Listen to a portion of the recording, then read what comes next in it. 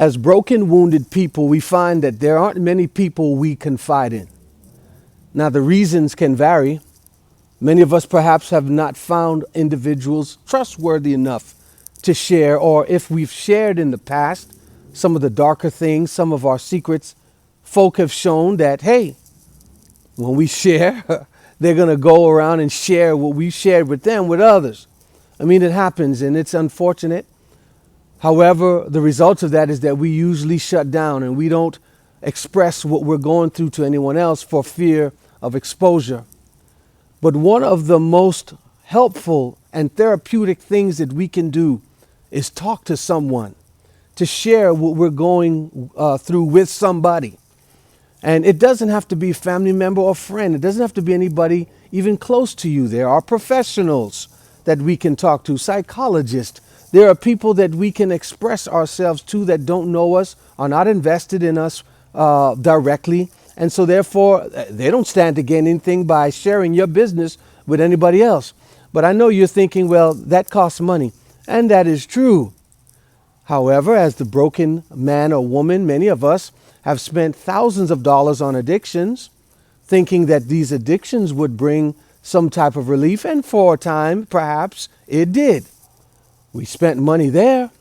Let's just say money's an issue and you don't have the funds to see a psychologist or whatnot.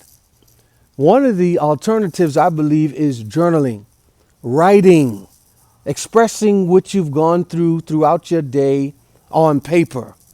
Because we have a lot as wounded, broken people going on up here, a whole lot.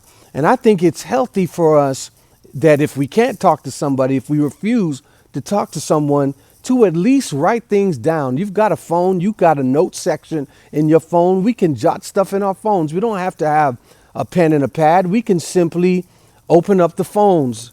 I mean, technology offers us a lot of things for us to be able to express ourselves. How many of these phones now have these apps you can download or have voice recorders on your phone where you can simply talk into the phone and record whatever things that are going on in your life? I mean, hey, expressing yourself, getting things off of your chest, that's the power really of prayer.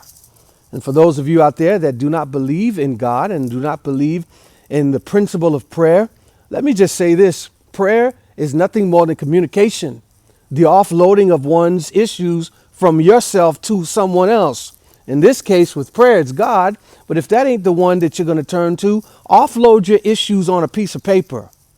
Talk to someone. Offload your issues into the psyche of a counselor, a psychologist, somebody perhaps in the professional field that's trained and paid to take care of this. And again, if that's not for you, you don't have the money to do it, whatever, we need to begin to offload in some other way.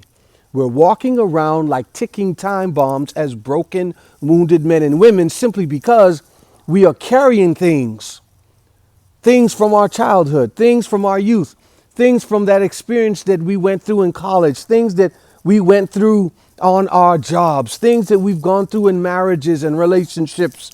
And hey, it's 2022 and we're still carrying 1998 with us. We've got to get it together. One way to do that, I believe, is to begin to journal, to begin to write, begin to express oneself, because when we do that, we offload the stress that we're walking around with.